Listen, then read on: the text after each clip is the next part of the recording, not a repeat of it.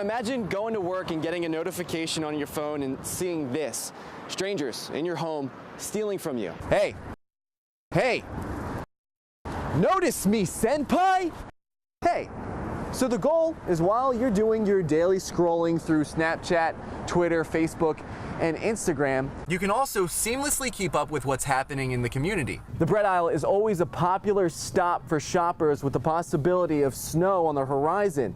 But what shoppers are telling me is they're just now running out of the groceries they got 2 weeks ago when we had our last storm. Sunday night, around 9 o'clock, a birthday party is wrapping up right here. It's when police say 2 men with guns start shooting. Their bullets hit this home here behind me several times. You can see some of the bullet holes right here. Seems like a mistrust in the community. How do you guys move forward? What are the tangibles? How do you kind of break that barrier? I wouldn't say mistrust. Let me show you guys. We got so much stuff happening right here, like this right here. This. It's slippery. It's freezing over, and as fun as it is to slide on the sidewalk, it will be not as much fun to drive on these streets. Only an issue with space here. The Public School Forum says there are 4,000 physical education jobs as well as art jobs. Please stay indoors. October 8th, 2016. There's somebody over there. Hurricane Matthew. Officer Asia Cannon broadcasts live on Facebook while Fayetteville police save families stranded in floodwaters. We were able to keep these people informed, and they thanked us so much for that. Hold on, ma'am. He's going to come out. 2.8 million people saw this video. But that was really a defining moment for us with social media. Hey, notice me, senpai? Hey, so the goal is while you're doing your daily scrolling through Snapchat, Twitter, Facebook, and Instagram, you can also seamlessly keep up with what's happening in the community. Which is extremely important during a life-threatening event. On top of their normal duties, Sergeant Sean Stripe and Officer Asia Cannon are in charge of the police department's social media presence. A lot of times the posts are more lighthearted than life-saving events. It opens that door to the community. They feel comfortable sending us messages and asking questions, which in turn helps in those life-saving events. Cannon and Stripe tell me social media has helped police make arrests, warn the public, and even find missing people. The police department plans to continue growing that online presence. In Fayetteville, AJ Janavel for CBS, North Carolina. I'm going door to door and I'm begging for money so I don't have to resort to robbery. A week ago, several neighbors along Carroll Street say this man knocked on their door, panhandling. They tell me when reports came out of Rollin Owen's arrest this past Tuesday, they knew it was the same person. It was the picture of the guy that had ended up holding up that family and forcing them to take him to Target to do some shopping. You're sure of that? 110%. That was the person. Pretty much dropped down on the floor because I knew that he was the person that came to my house. These two neighbors asked to keep their faces hidden. They tell me after the panhandling incident in their neighborhood, they started calling the police, got nowhere. When did you hear back from police? Never. At all? Nope. I let them know also that we had, video camera footage of somebody, because I was just trying to, help them put connections together if there was things that were going on. Yeah. And we still have not heard back. Instead, they learned of the Birch Avenue Park incident. They say not from police, but through social media posts on a community watch site. They say they're concerned how police chose to handle this situation and think some of the families could have been spared if the information was put out sooner. I feel they dropped the ball on this. I had a good description of this man who ended up doing these crimes on Thursday. We had tried to do something about it, and there was another family that was hurt by the police inaction. The bread aisle is always a popular stop for shoppers with the possibility of snow on the horizon. But what shoppers are telling me is they're just now running out of the groceries they got 2 weeks ago when we had our last storm.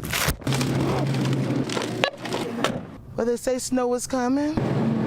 Milk, eggs, and of course bread, the essential grocery items for a possible snow day. But shoppers in Tarboro are looking to add a little extra flair to their menu this winter storm. French fries and some shrimp. Guys, just something to throw in the microwave in case the boys are home at lunch. Michael Cannon has his 7-year-old twins at home waiting for him. He tells me eggs and milk just doesn't cut it for his kids' lunch. And Lisa Powell also broke the mold on the typical snow day grocery run. Then Knowledge wanted Hot Pockets, so. Powell and her son Knowledge, of course, made sure to get the basics. Better to be safe than sorry, they say. I don't think we're gonna get a lot, but you can never tell. Because last time I didn't think it was gonna be a lot, and we got a good amount. But this time around, they're pros at the snow day grocery game. And Knowledge is making sure his mom gets the fun stuff too.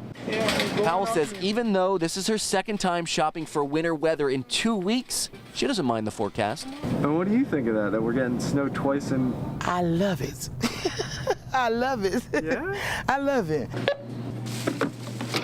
In Edgecombe County, AJ Janavel for CBS, North Carolina.